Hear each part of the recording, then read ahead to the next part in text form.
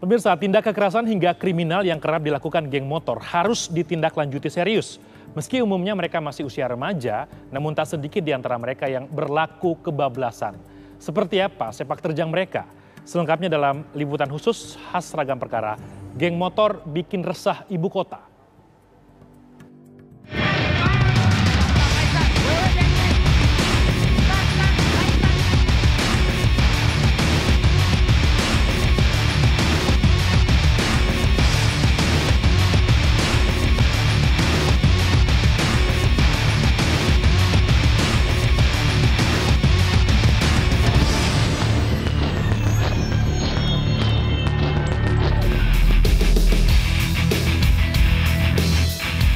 Fenomena begal bermotor semakin hari semakin meresahkan masyarakat.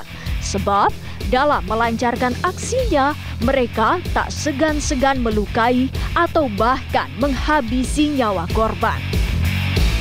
Pun terkadang pula mereka terang-terangan dalam melakukan tindak kriminalnya itu. Itu pula yang terjadi di Jakarta. Bahkan di antara pelaku itu, tak sedikit yang telah berkali-kali berlaku jahat walau baru ketahuan belakangan. Nggak ada tujuan itu sih, cuman ibaratnya kayak ajak-ajakan temen aja. Kok mau sih diajak ngebegal? Awalnya ibaratnya nggak ada pemikiran ke situ. Cuman ya ibaratnya temen aja, ibaratnya ngajakin jalan-jalan, tiba-tiba kayak gitu eksekusi gitu. Ya bagi hasilnya bagi rata gitu. Oh bagi rata, walaupun tugasnya satu joki, yang satu ngerit apa, semua pukul rata. Bagi rata, iya. Saya baru-baru jalan sama dia, Bu. Saya sebelumnya jalan-jalan tuh nyari spion. Nyari spion? Oh, iya. Matah-matahin spion gitu. Iya, Bu. Saya nggak sadis-sadis kayak begitu. Nggak pernah bawa celurit. Emang dia katanya terkenal sadis, Bu. Dia juga gangster. Saya udah nyari kerja tapi susah. Saya gimana? Saya SD kelas 4. SD kelas 4? Iya. Nggak pernah kerja sebelumnya? Pernah, Bu, sebelumnya. Kerja apa? Kerja di ekspedisi. Biasanya pada saat sekali kita lakukan pengungkapan ini akan berlanjut, ternyata dia melakukan itu sampai ada yang 5 kali, ada yang 10 kali. Ini street crime, sama dengan curanmor. Curanmor kalau sindikat kita ungkap satu, biasanya pengungkap langsung terungkap 100 kali melakukan di 100 TKP. Jadi antara street crime, kejahatan street crime dengan pengungkapan sudah cukup besar kita lakukan.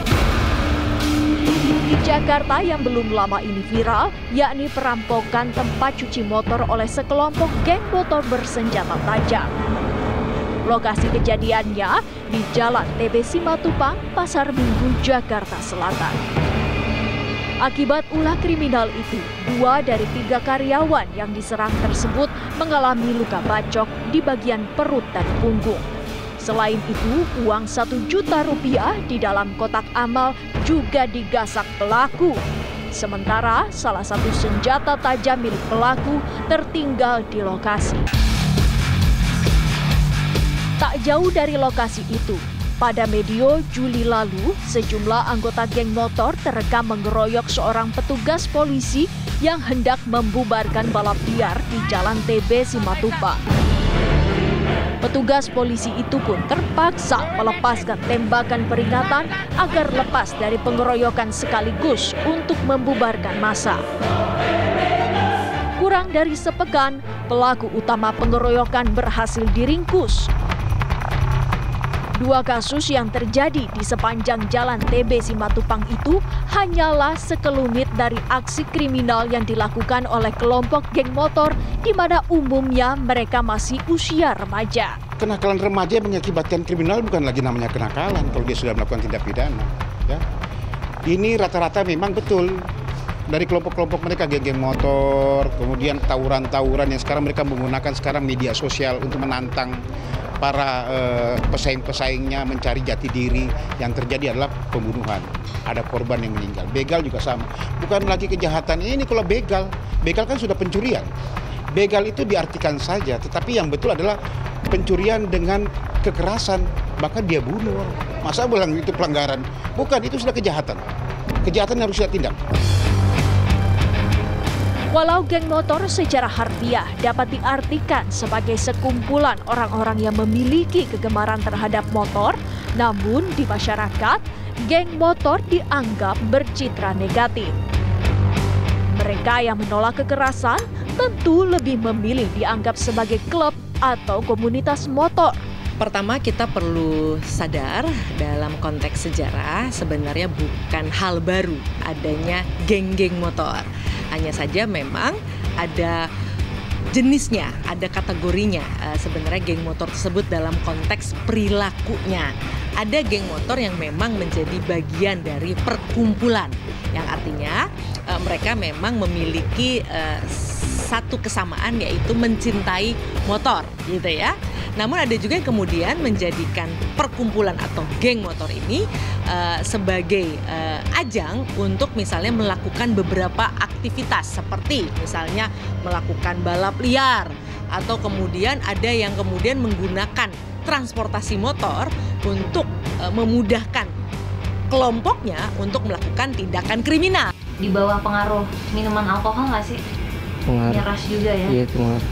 Jadi lebih berani gitu? Iya, lebih kayak nggak sadar aja gitu. Setiap ngebegal gitu selalu minum-minum dulu? Iya. Persoalan remaja, geng motor, dan pelaku kriminal yang lekat dengan mereka seakan menghadapkan para orang tua maupun sejumlah pihak terkait pada sebuah tantangan yang tak ringan.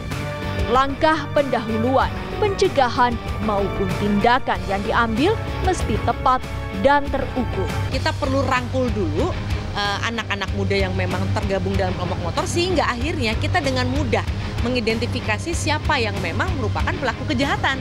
Nah, kalau tidak demikian tentu saja akan seperti sekarang, kita selalu melihat kelompok motor ini adalah negatif, padahal tidak sepenuhnya kelompok motor ini negatif. Kalau kemudian kita juga memberikan ruang, memberikan kesempatan mereka untuk bisa berkarya. Tidak akan segan-segan kami akan melakukan tindakan tegas dan terukur. Kalau saran saya sih lebih baik cari usaha, coba cari jalan yang benar dulu. Jangan ikut-ikut yang kayak seperti saya gitu, Bu. Ya semoga aja ketemu gitu, kerjaan harus sabar. Kan kayak kita sabar kan pasti ada waktunya kita dapat yang benar-benar milik kita.